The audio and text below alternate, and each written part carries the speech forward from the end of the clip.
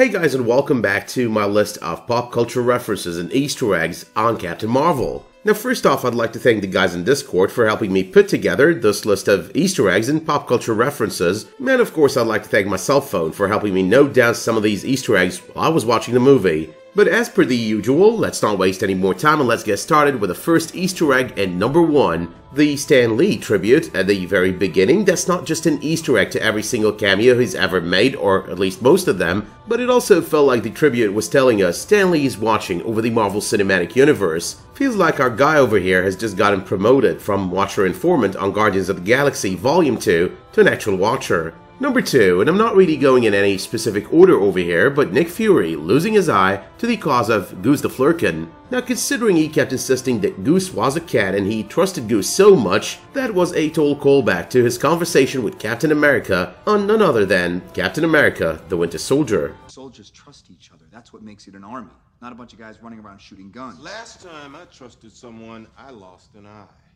But moving on to number 3, and we've got Yon-Rogg close to the end of the movie telling the Skrull that his blood courses through the veins of Carol Danvers. Now the thing about this one in particular is it was not necessarily intentional, even though Phil Coulson was part of this movie, but it could possibly be a parallel to or a reference to the fact that Phil Coulson on Marvel's Agents of S.H.I.E.L.D. has been revived by none other than Kree blood. That's how Agents of S.H.I.E.L.D. started to start with. But number 4 though, the Supreme Intelligence taking the form of Mar-Vell when Carol Danvers is having a conversation with her. Now while I understand that we were given an explanation as to why that is happening, you know, she's one person that she cares for the most, or that she cares for a lot, there is also the fact that this is very befitting of the Supreme Intelligence in the comics. Now in the comics, the artificial intelligence that the Supremor is, or the Supreme Intelligence is, happens to be made of or composed of the minds of all the greatest Kree that has ever lived, and those include thinkers, philosophers, scientists, and the emphasis here is on scientists. So, considering Mar-Vell was Kree, considering Mar-Vell was a smart scientist, this could as well be a reference to the nature of the Supreme Intelligence on the pages of the comics.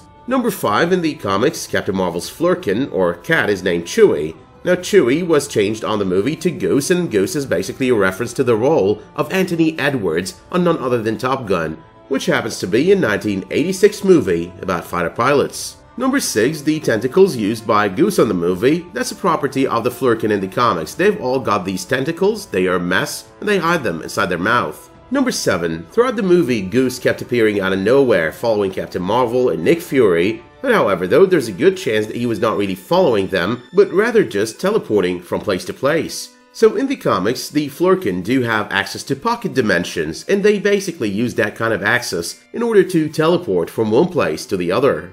But number 8, the inhibitor used on Carol Danvers by the Kree was actually pretty similar to the inhibitor used by Cassius on Marvel's Agents of S.H.I.E.L.D. on Season 5 in order to gain control of Inhumans. Number 9, and even though we've already stated that Goose is a reference to Goose from Top Gun, there's also the fact that goes without saying that Goose is a reference to Chewie in the comics. Number 10, the entire fight over the Tesseract. Now the Tesseract is front and center in the comics as well, only it's known over there as the Cosmic Cube. Now in the comics, the Skrull have one, they've created one, the Kree want one, so they basically create the Supreme Intelligence in order to help them create a Cosmic Cube. The Supreme Intelligence though, and as opposed to being after the Cosmic Cube along with the Kree on the movie, does evolve in the comics and decides on its own that creating such a cube is not a good idea. After all, the Skrull Cosmic Cube in the Marvel comics has played a major role in the destruction of parts of the Skrull Empire.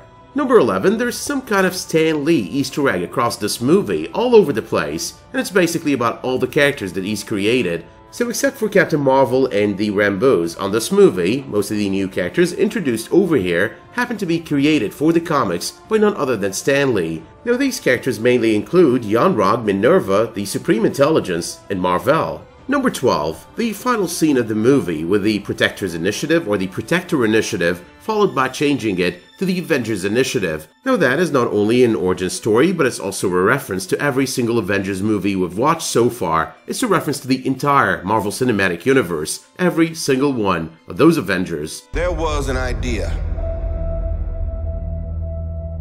To bring together a group of remarkable people.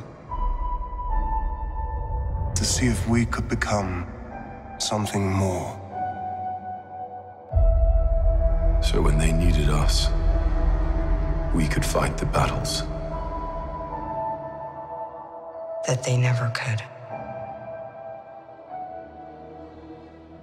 Number 13. On the very first post-credits scene, we see a number 3 billion plus, which is basically half the population of the Earth, and we see the word missing next to it, so that's pretty much a reference to the aftermath of the snap of Thanos. Number 14. The Tesseract, a reference to so many movies in which this Tesseract, the stone within the Tesseract, is basically front and center of the story. Out of these movies, the most prominent happen to be Captain America, the First Avenger, The Avengers, and of course Avengers Infinity War. Number 15, the alias or codename or nickname for Maria Rambeau on the movie is actually the codename for her daughter Monica in the comics. That alias or codename, alter ego name, would be Photon. But that also brings us to number 16. Monica Rambeau herself happens to be one of 6 or 7 versions of Captain Marvel in the comics. Number 17, Marvel on the movie is Wendy Lawson, and she takes her last name after Walter Lawson, Marvel in the comics, and of course the first letter of her first name out of Walter.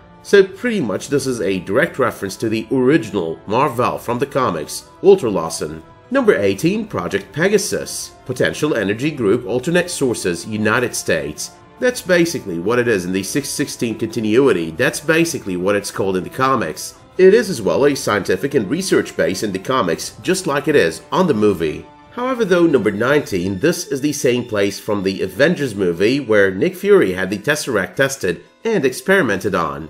But number 20, Star Force, the team-up that Captain Marvel is part of on this movie, is not really what it is in the comics. In the comics, and this is what I believe is going to be the case on movies to come, Captain Marvel movies to come, Star Force is basically a team-up of supervillains who are actually enemies of Captain Marvel in the comics. Now out of all the members that we've seen on this movie, Korath, Ronan, Minerva, and Supremor happen to be members of this team-up in the comics. Alright, this is an edit I had to make after I was done recording, but nonetheless Atlas was also part of the movie, and he was also part of the team-up on the pages of the comics. Number 21, the deflection of Carol Danvers from the Kree to Earth to protect the Earth. That's basically the premise for Marvel in the comics, who happens to be the very first Captain Marvel, Walter Lawson. Number 22, the movie is set in 1995. The cameo for Stan Lee in the middle of the movie is in 1995. So pretty much when Carol Danvers passes by Stan Lee and he's holding the script for Mallrats, it's not only a reference to the movie Mallrats, but also a reference to number 23, the fact that he did have a cameo on none other than Mallrats. But number 24 is a straight-out reference to the fact that Monica Rambeau on the pages of the comics is one other version of Captain Marvel. So pretty much close to the end of the movie when Monica is telling Carol that she wants to go into space sometime, something along those lines, Captain Marvel's response was, "Only if you could glow like your aunt." So pretty much that's a reference to the fact that she could indeed glow on the pages of the comics. Number 25, we've seen so many color iterations of the Captain Marvel costume over the course of that moment where Captain Marvel kept changing the colors in order to stick to a new color, one that is not representative of the Star Force. Now out of all of those, there was the white and green one, which is pretty much representative of the first Marvel costume back when he was still a Kree soldier. Number 26, Talos identifying Goose as a Flerken and Nick Fury denying it. That pretty much parallels Rocket Raccoon in the comics identifying Chewie as a Flerken and Carol Danvers denying it. Number 28, a biker tells Carol to smile in the movie, and I think that's basically a reference to the fact that a lot of fans out there were basically complaining that she never smiled on any of the promotional material for the movie ahead of its release. Apparently this movie is all about people finding something to complain about. Now going forward, I'm going to pretty much mix it up. If I remember an Easter egg, I'm going to record it. If not, I'm going to just go with pop culture references. So number 29, we've got the laser tag references on the very first meet between Captain Marvel and Nick Fury. Number 30, we've got the Blockbuster video store, and that's a big reference to the 90s. I mean, I don't think any one of us who were spending their teen years or young adult years in the 90s did not actually visit one of these. I mean, yeah, their names might have changed from one country to the other, but the concept remains the same. Number 31, and this might be a little bit of a stretch, but we've got Veers, the name of Carol Danvers among the Kree, and Veers could possibly be a reference to General Veers from The Empire Strikes Back. The thing is as well, I'm tempted to think so, with Phil Coulson being part of this movie, and we know how fond he is of all of these Star Wars references. Agents of S.H.I.E.L.D., that's just infested with these references. I love you. I know.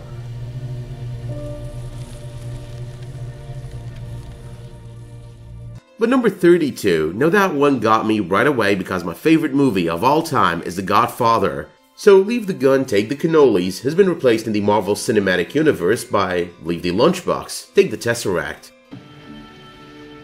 Leave the gun. Take the cannoli.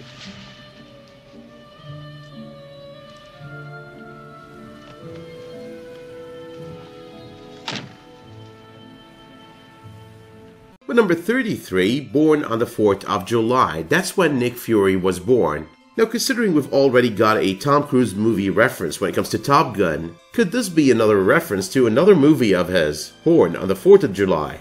Number 34, the Skrulls will silently infiltrate and take over. These words used on the movie are basically the premise of how the Skrulls do their secret invasion or go for their secret invasion on the pages of the comics. Number 35, Talos on the movie. Totally forgot about him earlier, but Talos is basically a reference to Talos the Untamed on the pages of the comics. Now there are basically a lot of differences between this version of Talos and the Talos in the comics, so it's not exactly him, but just a reference to him. It also makes you wonder if they're ever going to use that other Talos over the course of other movies to come, and if they do, are they going to use him over the course of a secret invasion event? Number 36, Carol losing her memories or not remembering things from the past is not really new. I mean, it's part of the comics as well. There are actually at least 2 incidents in which she lost her memory in the comics. One of them is basically when she gained her powers, she just lost her memories right then and there, and the other time was when the mutant rogue took away all her memories, by accident of course. Number 37, that dial-up connection, the tone it makes when it's firing up the Alta Vista search engine. Windows 95, that message, you've been disconnected from the internet, reconnect? And of course Windows 95 and slow desktops, those were among the many references to how slow our technological life was back in the 90s. Number 38, Nick Fury's pager is a direct reference to Infinity War. Upgrading it by Carol Danvers is actually more of a reference to that post-credit scene of Infinity War. Number 39, I'm sure I heard a reference to the Fresh Prince of Bel-Air, and I think it was the Rambos, I just don't remember exactly, but nonetheless, someone on that movie was actually watching the Fresh Prince of Bel-Air. Number 40, 2 objects that most of us had at some point during the 90s are a Game Boy and a Discman, and both of them were seen in this movie. I believe I spotted the Discman in Maria's place, and the Game Boy was what Carol used in order to enhance communications with her Kree superiors. Number 41, there was the VHS tape of the Right Stuff, the 1983 movie, picked up by none other than Carol Danvers during her visit to the Blockbuster store.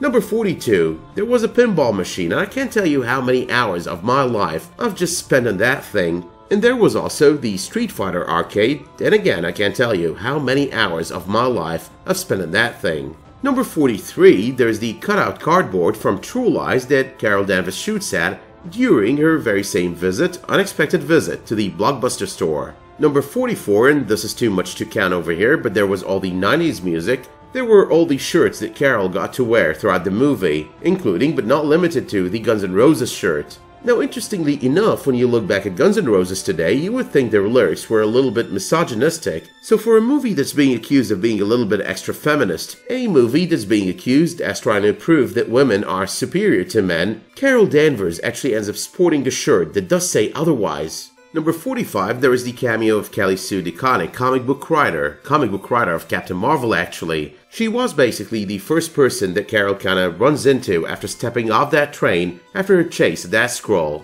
Number 46, there is the fact that Carol's codename is Avenger. Now, ignoring the fact that this irritated a lot of people, that's her status in the comics, she is an Avenger in the comics, and that is also going to be her status once she makes her appearance on Avengers Endgame. Number 47, Carol going binary. So at the very end of the movie, Carol basically leaves the planet, goes off planet to fight those other threats out there. In the comics, and after the Brood experiment on Carol Danvers, back when she was Miss Marvel, she ends up feeling this kind of disconnect from everyone around her, so she decides, I'm gonna go off planet, start working with the Starjammers, start finding other threats and challenges out there, and face off with those. But number 48, the phase before her removing that Kree dampener or inhibitor from her neck, that felt like a homage to her identity in the comics as Miss Marvel, before her powers basically manifested in full the way we got to see them at the end of the movie. Number 49, now this is the only song that I'm going to mention by name, but Please Mr. Postman, sung by Nick Fury close to the end of the movie. Now besides the fact that I thought that moment was funny, there is always the possibility that this song was sung on intention. Now this might be a little bit of a stretch, but the Postman in the comics is actually a mutant, and there is the possibility that this was sung on purpose, kind of celebrating the idea that the Fox-Disney deal is now complete, and that sooner or later the mutants are going to be part of the Marvel Cinematic Universe.